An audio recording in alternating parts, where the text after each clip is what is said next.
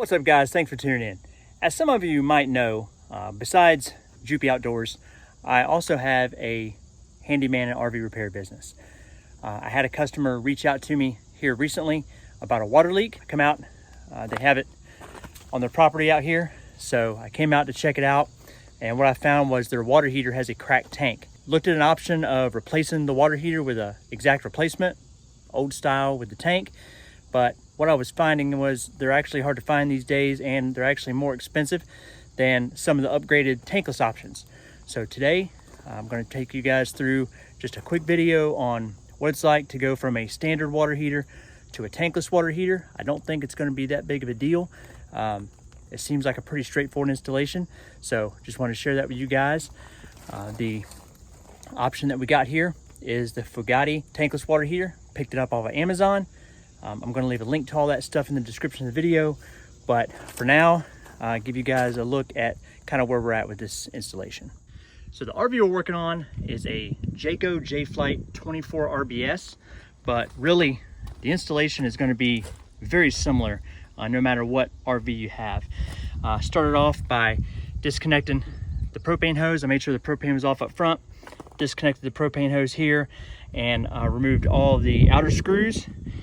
Going to go inside. This customer already has some stuff disassembled because they were starting to kind of diagnose the water leak themselves. Show you what that looks like. So this water heater is located underneath the fridge. The customer, as you can see, already has a lot of stuff disassembled here, which makes my life a little bit easier. But all the water lines are already disconnected. The electrical connections are off. The crack in this tank is way down here on the bottom. By where the heating element goes in. It's very hard to see from up here, but it's definitely cracked on the bottom. I'll show you that once we get it out. But I've got the propane line pulled through. All the electrical connections are disconnected here. I've just got to disconnect the 12-volt power that goes to the old water heater up here, and then we'll remove this from the outside. All right, so I had to cut around to kind of break the seal around the outside edge of the water heater. From there, took a screwdriver and got behind it and kind of started prying it off. And then once I got this seal broke all the way around, it's ready to pull right out. All right, so we've got it out, and now that it's out, you can see the big split right there in the bottom. So pretty obvious. So he admitted that they didn't winterize it last year, so the water in the bottom must have froze and just cracked that tank. So as you can see here, we've got a nice big hole to work in now. I did peel off some of the styrofoam from the inside to make it come out through the hole a little easier. So there's no power out here currently where this RV is set up. The power's not turned on, but I do need to verify that I've got 12 volts going to the wiring so that I can wire up the water heater the correct way. So the way I get around not having any power out here is my solar generator.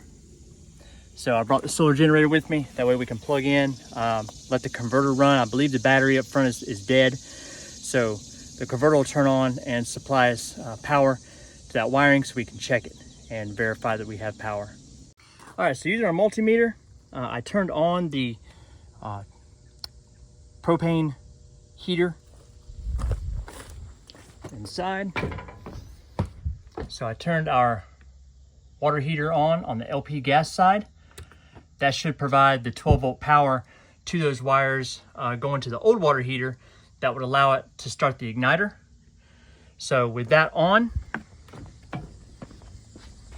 I found out with my multimeter that the orange wire is our power wire and the green wire is the ground. So those are the two wires we're going to need to hook up to the new water heater.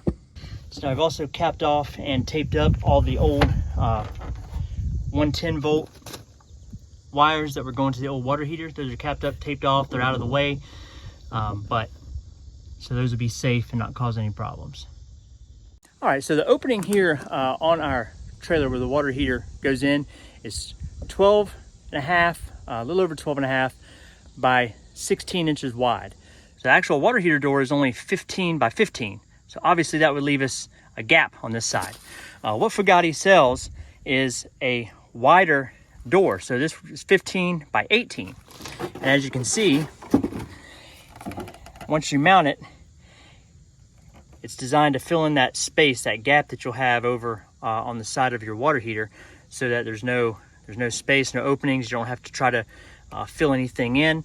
So we're gonna get this door put on that water heater, and then we'll lift it up in place and get the propane connected and wire it up. All right, new door's installed. You can see it's much wider than the old one.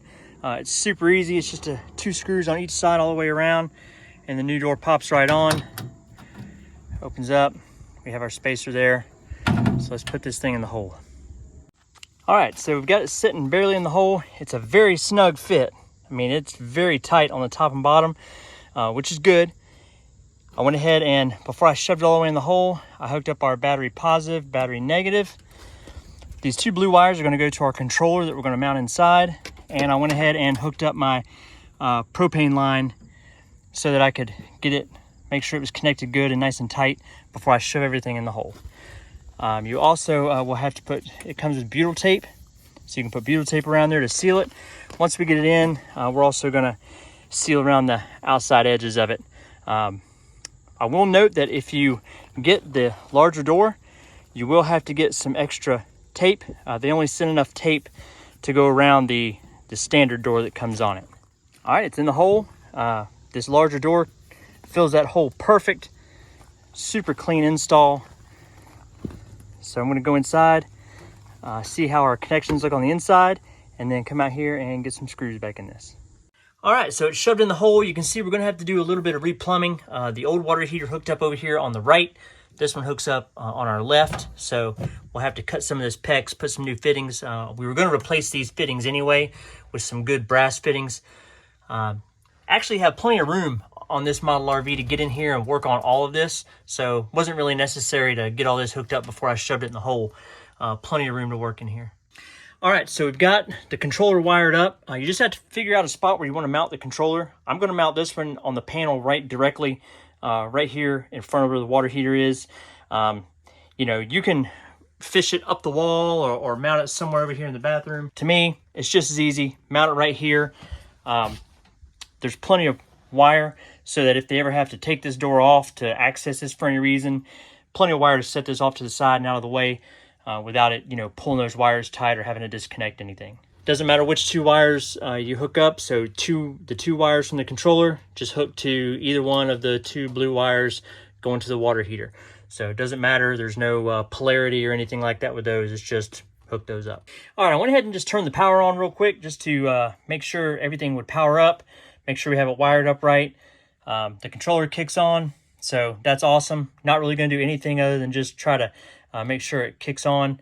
So just have to turn the power on up at the where the water heater switch is for the LP gas. I'll show that to you. So we just turned on our switch here. That's going to feed our power to the water heater. So that switch is going to actually be able to stay on, and the water heater can just be turned on and off here at the controller. All right, so we got everything hooked up here on the back of the water heater. I was able to reuse most of what they had, just shortened up some of these connections, some of these pipes, put new fittings here on the back of the water heater. Was able to reuse the shutoff valves and the bypass valves here. I definitely wanted to keep those in place if it was possible. So super clean install and really happy with the way this turned out. All right, guys, that's all there is to it. I mean, you can see it's a very straightforward installation. Just a few new PEX fittings, maybe a little bit of PEX tubing. Sometimes you can, like we did in this situation, cut the tubing shorter that was there already existing and just reclamp the fittings.